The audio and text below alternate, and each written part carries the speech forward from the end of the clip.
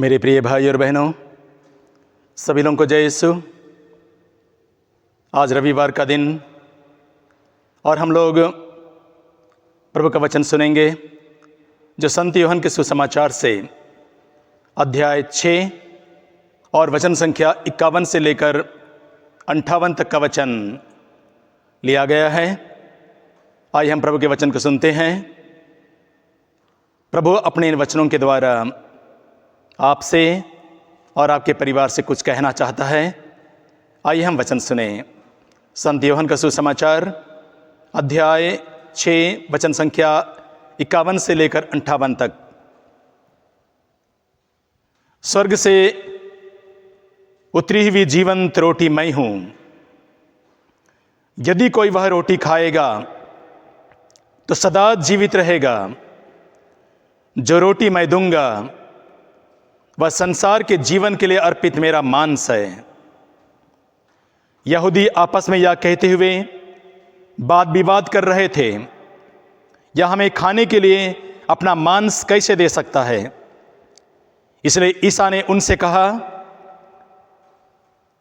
मैं तुम लोगों से यह कहता हूं, यदि तुम मानव पुत्र का मांस नहीं खाओगे और उसका रक्त नहीं पियोगे तो तुम्हें जीवन प्राप्त नहीं होगा।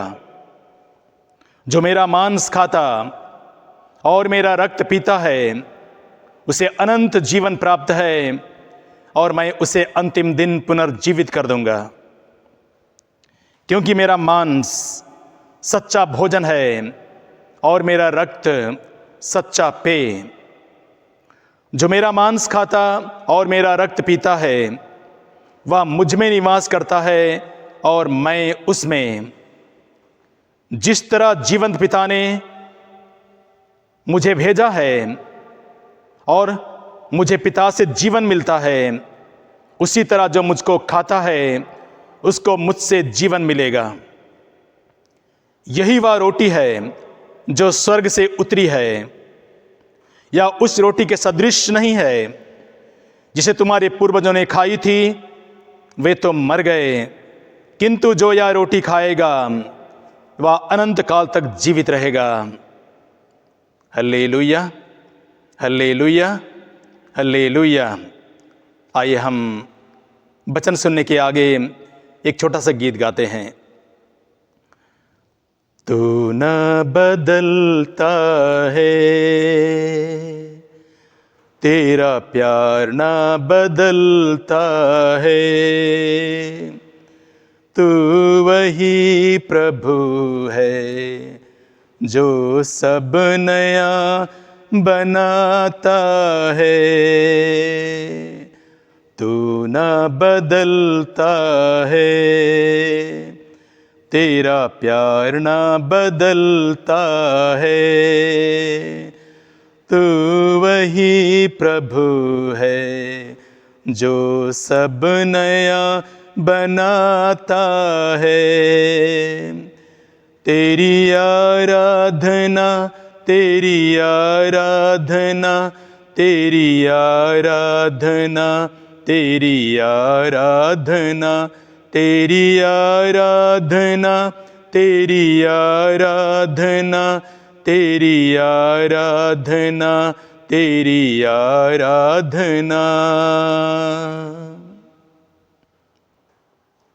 मेरे प्रिय भाई और बहनों, हम आज के सुसमाचार में देखते हैं जहां प्रभु यीशु कहते हैं, स्वर्ग से उतरी हुई जीवंत रोटी मैं हूं। यदि कोई वह रोटी खाएगा तो सदा जीवित रहेगा। जो रोटी मैं दूंगा वह संसार के जीवन के लिए अर्पित मेरा मांस है। जब प्रभु यीशु ने कहा, स्वर्ग से उतरी हुई जीवंत रोटी मैं हूं और संसार के जीवन के लिए अर्पित मेरा और रोटी मेरा मांस, वो रोटी मैं हूं, तब यहूदी लोग यह कहते हुए वाद विवाद करने लगे, यह हमें खाने के लिए अपना मांस कैसे दे सकता है। प्रभु यीशु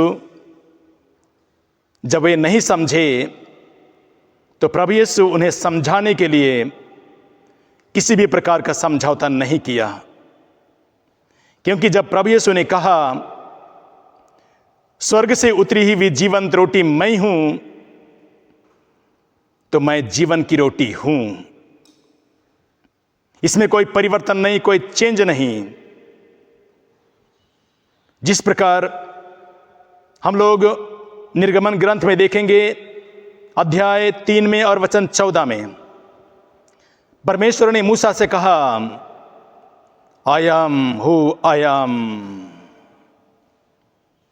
जब प्रभु ने कहा जीवन की रोटी मैं हूं, तो मैं जीवन की रोटी हूं।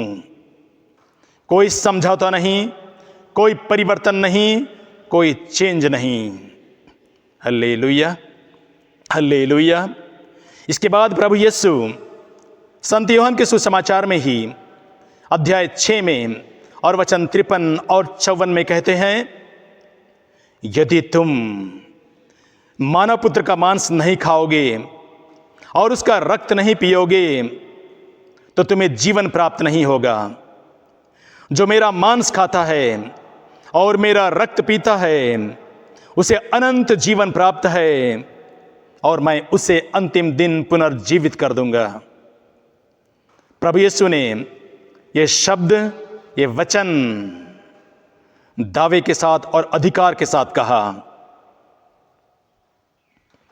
संत यूहन्ना के सुसमाचार में अध्याय 1 और वचन 14 में लिखा है, शब्द ने शरीर धारण किया और हमारे बीच में निवास किया। हमने उसकी महिमा देखी है, वह पिता के एकलौते की महिमा जैसी है, अनुग्रह और सत्य से परिपूर्ण।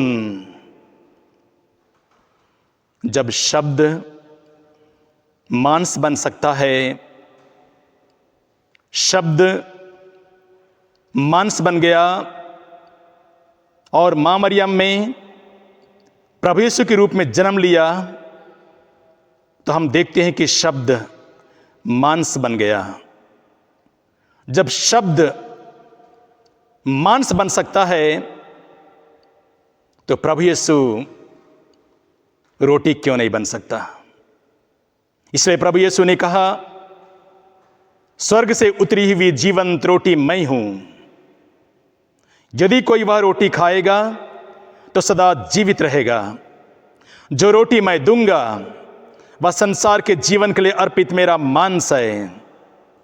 इसलिए प्रभु यीशु जब शब्द मांस बन सकता है, तो प्रभु यीशु रोटी क्यों नहीं बन सकता? और प्रभु यीशु उस रोटी में उनका शरीर, उनका मांस, उनका रक्त विद्यमान है। इसीलिए हर मिस्सा बलिदान में जब मिस्सा बलिदान चढ़ाया जाता है, तो प्रभु यीशु पवित्र रोटी में विद्यमान रहता है। प्रभु यीशु ने अपने आप को पवित्र रोटी में प्रकट किया। प्रभु यीशु अपने आप को पवित्र रोटी में उपस्थित किया। इसीलिए हम जब पवित्र मिस्सा बलिदान में प्रभु यीशु को ग्रहण करते हैं, तो हम प्रभु यीशु के जीवंत, पवित्र और उसके पवित्र लहू और मांस को हम ग्रहण करते हैं। Hallelujah, hallelujah, hallelujah. इसलिए हम आराधना में, साक्रामेंट में कहते हैं bread is the holy presence of Jesus. Sacrament की आराधना में हम लोग कहते हैं Jesus, you are truly present in the most holy sacrament of the altar. Jesus, प्रभु यीशु सचमुच पवित्र साक्रामेंट में, पवित्र रोटी में विद्यमान रहता है। मेरे प्रिय भाई और बहनों, जब हम प्रभु के इस पवित्र वचन को सुनते हैं, अब यह सवाल ये खड़ा होता है कि जब प्रभु का एक शिष्य यूदस जिसने प्रभु यीशु से रोटी लिया, रोटी ग्रहण किया, तब शैतान क्यों यूदस में प्रवेश किया? प्रभु यीशु तो पवित्र रोटी में विद्यमान है। प्रभु यीशु ने कहा भी, मैं जीवन की रोटी हूं, जो मेरा मांस खाता, मेरा रक्त पीता है, उसे अनंत जीवन प्राप्त है, मैं उसे अंतिम दिन पुनर्जीवित कर दूंगा। जब प्रभु यीशु जीवन की रोटी है, तो जब यूदस उस रोटी को ले लिया, तो फिर शैतान उसमें प्रवेश कैसे किया? हर मिस्सा बलिदान में हम भाग लेते हैं, प्रभु यीशु को ग्रहण करते हैं। अभी यहां सवाल यह भी खड़ा होता है, हर मिस्सा बलिदान में भाग लेने वाले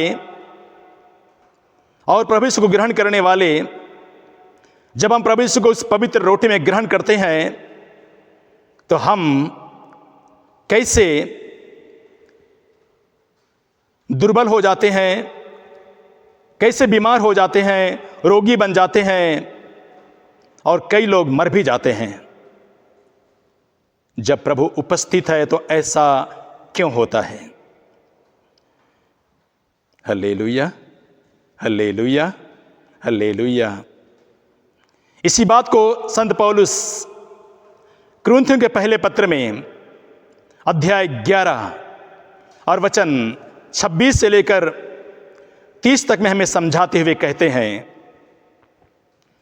जब जब आप यह रोटी खाते और यह प्याला पीते हैं, तो आप प्रभु के आने तक उसकी मृत्यु की घोषणा करते हैं।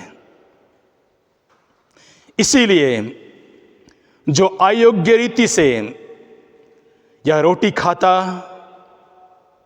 और यह प्याला पीता है, वह प्रभु के शरीर और रक्त के विरुद्ध अपराध करता है। संत पौलुस आगे कहते हैं, अयोग्य रीति से, इसीलिए अपने अंतःकरण की जांच करने के बाद ही मनुष्य वह रोटी खाए और वह प्याला पिए। जो प्रभु को पहचाने बिना खाता और पीता है, वह अपनी ही दंडाज्ञा खाता और पीता है।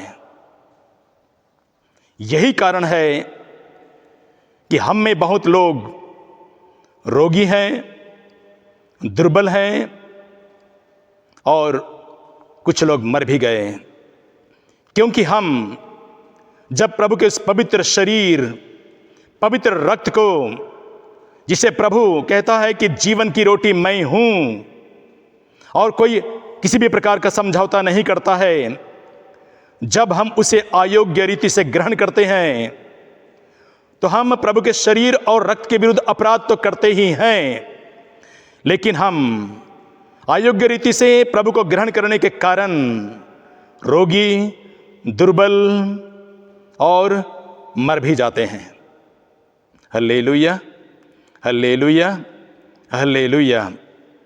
मेरे प्रिय भाई और बहनों, जब हम प्रभु के इस वचन को सुनते हैं, जहां प्रभु यीशु अपने आप को पवित्र रोटी में प्रकट किया, उपस्थित किया, इसलिए हर गिरजाघर में, टबरनाकल में, साक्रमेंट में प्रभु यीशु उपस्थित रहता है। हम उसकी आराधना करते हैं और आराधना करते हुए हम ये स्वीकार करते हैं कि प्रभु यीशु तू इस पवित्र रोटी में विद्यमान है। और हर चर्च का टबरनाकल ये इशारा करता है कि यहां प्रभु की उपस्थिति है। प्रभु यीशु ने संत यूहन्ना के सुसमाचार में अध्याय 6 में और वचन 44 और 45 में कहते हैं, कोई मेरे पास तब तक नहीं आ सकता जब तक कि पिता जिसने मुझे भेजा है उसे आकर्षित नहीं करता, और मैं उसे अंतिम दिन पुनर्जीवित कर दूंगा। जो मेरे वचन को सुनता है और उसे ग्रहण करता है वही मेरे पास आता है और मैं उसे नहीं ठुकराऊंगा। ये प्रभु कहता है। Hallelujah, hallelujah, hallelujah. इसलिए मेरे प्रिय भाई और बहनों, जब हम पवित्र साक्रमेंट में जो प्रभु की उपस्थिति है, हम प्रभु के पास में आते हैं, तो हम आराधना करते हुए हम प्रभु की उपस्थिति को महसूस करते हैं। और हर बेनेडिक्शन में ये गीत गाया जाता है, पवित्र संस्कार में यीशु को महत्तम आदर दिखाए, शीश झुका कर आदर दिखाए। देखने में रोटी सही, वास्तव में रोटी नहीं। देखने में रोटी सही, वास्तव में रोटी नहीं। यीशु प्रभु के देह और लहू यही पवित्र संस्कार में यीशु को महत्तम आदर दिखाए, शीश झुका कर आदर दिखावे। मेरे प्रिय भाई और बहनों, जब आज आप प्रभु यीशु को पवित्र रोटी के रूप में ग्रहण करेंगे, तो आप जीवित परमेश्वर, जीवित प्रभु यीशु को आप उनका मांस और उनका लहू ग्रहण करते हैं। जब शब्द मांस बन सकता है, तो प्रभु यीशु रोटी क्यों नहीं बन सकता? इसलिए प्रभु यीशु ने कहा, जो मेरा मांस खाता और मेरा रक्त पीता है उसे अनंत जीवन प्राप्त है और मैं उसे अंतिम दिन पुनर्जीवित कर दूंगा। आज के पूजन समारोह के द्वारा प्रभु आपको और आपके परिवार को आशीष दे।